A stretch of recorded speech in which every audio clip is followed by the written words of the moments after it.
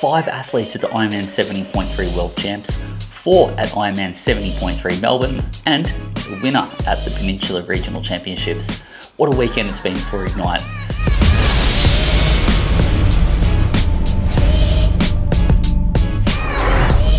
Welcome to this week's check-in with Coach Carling. Let's go and dive in quickly now and go through some of the results from the weekend.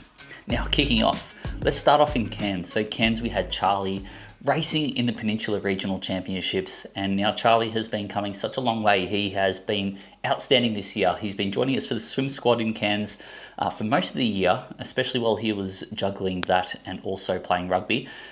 Got to the grand final in rugby, unfortunately just lost the grand final, which was just such a shame. It was such a great match, but ever since then he's been diving straight into the triathlon scene, joining in on the Tuesday and Thursday runs in Cairns and also the Saturday group rides as well, and boy has he taken off. He is really starting to thrive now, taking that full-time triathlon training to the next step, and he absolutely just had an absolutely cracking race at the Peninsula Regional Champs at TADS. So he had a really strong race. He was pacing himself really well and waited to the right time to attack, and then took the move, took the win, and beat a couple of really good athletes, in especially in Harley and Oliver, who joined him on the podium as well. So it was great to see Charlie really get the chocolates here and get a bit of reward for all the effort that he's been putting in, and he's certainly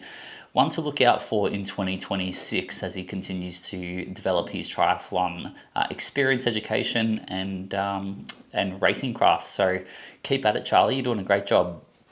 Now moving into Ironman 70.3 Melbourne. So Melbourne delivered its usual weather joy and turned the 70.3 into 70.3 minus 1.9 with the swim being cancelled. So a whole bunch of rain was dumped across the week leading into the race. It ruined the water quality in the ocean there, and unfortunately they had to pull the swim. So it was just a bike run. So we had 4 athletes racing down there. We had 3 from Cairns and 1 from Victoria. So kicking off with Lockie. Lockie's based down in Victoria in Shepparton, which is a great little country town in Victoria. Used to do a really awesome race there, Challenge Shepparton. So yeah, great spot. But Lockie had an awesome race. He did a 3:11 bike. This is for 90 Ks, 150 run and a 5:03 total overall. So unfortunately didn't get that 70.3 package with the swim, but he gets another opportunity in only a few months' time now as he sort of backs up leading into Ironman 70.3 Geelong in March next year. So yeah, keep at it, Lockie. You've done a great job in training, and you did a great job in that race as well. Now from Cairns we had Array. So Array has been another outstanding athlete this year as well, rocking up all the time, ticking off the boxes, and just continuing to develop, and has such a great mindset, great attitude, great positivity, and he's a fantastic person to have around the club.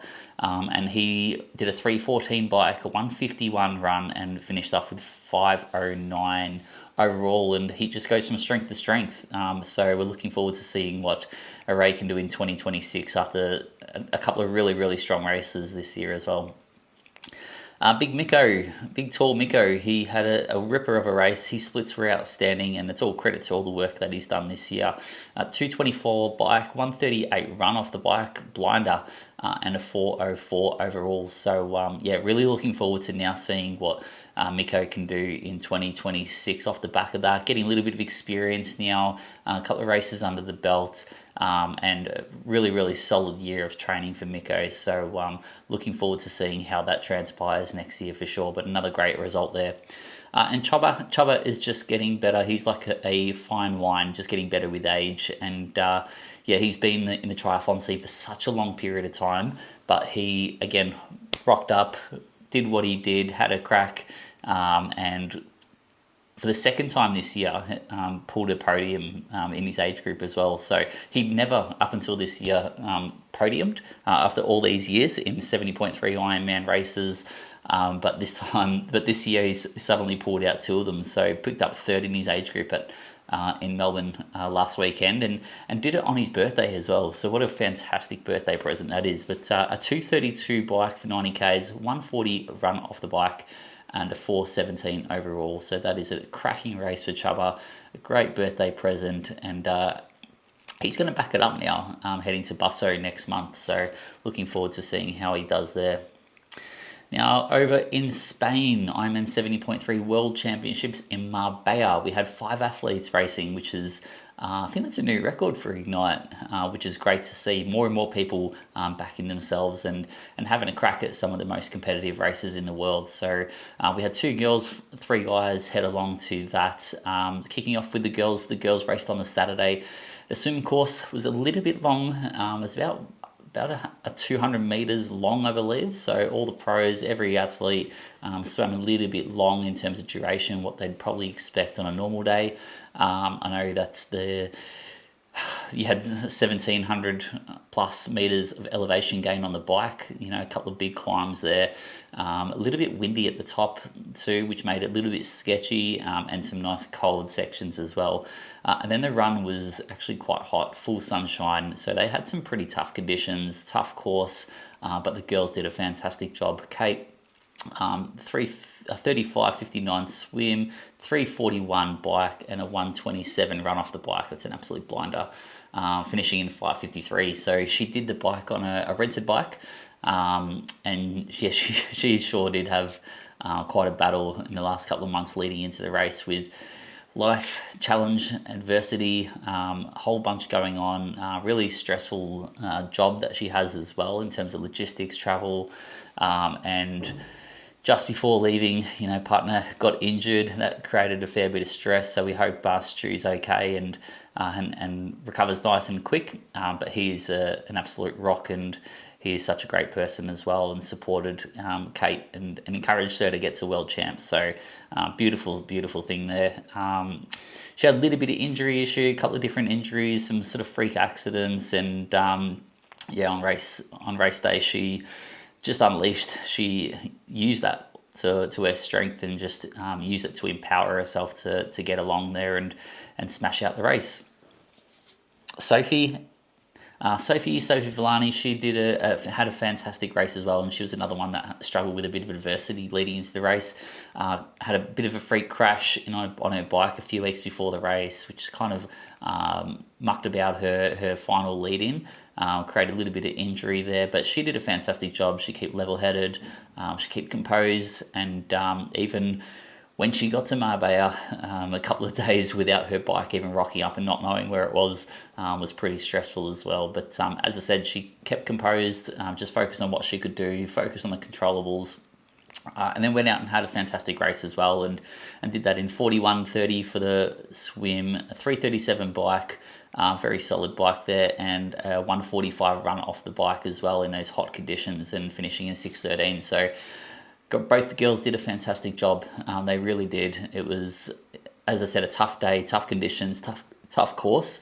And for both of them, it was, by far the biggest race that they've ever done, both in competitiveness, in atmosphere and energy, and probably no doubt the toughest course that they've done as well. But they both did a great job, and yeah, they should be super, super proud of themselves. We also had the guys rock up on the Saturday to support the team as well. So really, really selfless act by the guys there, rocking up and making sure they, got around the girls and encouraged them and supported them around the course. And it probably didn't quite help the fatigue in their legs the next day, but that's what team spirit is, and it's their first Ironman 70.3 World Championships, so they're there to enjoy the experience and support the team and lap it all up. So it was a bit of a mixed bag on the Sunday. The Sunday definitely had a little bit more choppy swim, so I think the course was corrected that day for the swim, but as the morning went on, it definitely got a little bit windier, a little bit choppier out there, so they had a little bit more tough conditions for the swim.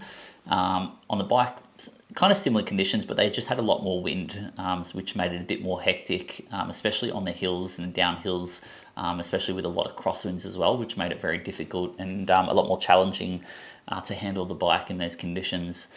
But the guys did a great job. Unfortunately for Kevin, he's struggled ever since, or for the last couple of months really, with sickness and this ongoing sickness that he can't seem to shake. So the travel for Kevin and Kieran was probably a bit long on the way there, on the way to the race. A few days, I think 4 or 5 days of travel probably didn't help. They also got robbed, which is just nuts. They got robbed outside of a petrol station where bags were stolen, Kevin's wallet was stolen, and a few other things. So not a great lead into the race. Unfortunately, the day before the race, he wasn't feeling too crash hot and gave it a go, rocked up, started the race, and unfortunately about halfway around the swim had to pull out. So that was probably a smart thing to do. And Kevin will bounce back. He started the year in against great adversity. Again, another one who had a really bad crash the end of last year, and that really affected his ability to start strong the start of this year. So, but the thing is, he came back from that. He had great attitude, great mindset, and continued to rock up.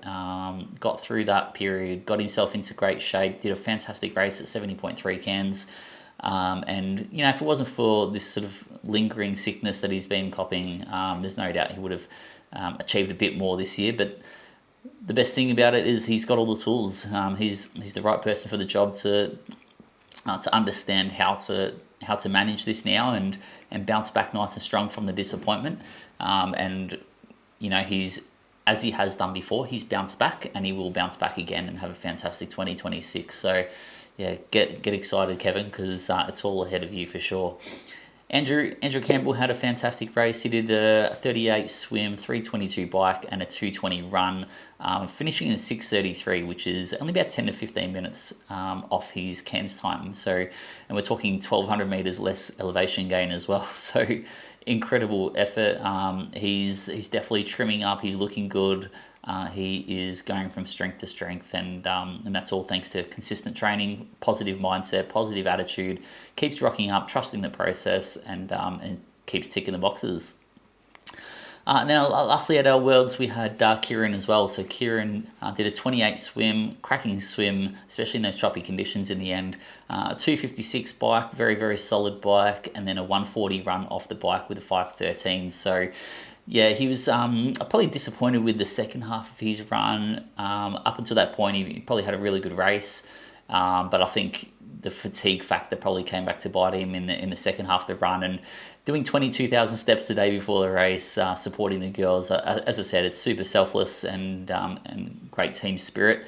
But maybe came back to bite him a little bit in the back end of the race. But he's got everything ahead of him. He's been progressing really, really well. He's had some incredible races, incredible progress, gets better and better and better as he goes. And he's one that will, there's no doubt he's going to have a lot of success moving forward for sure, because he just ticks the boxes.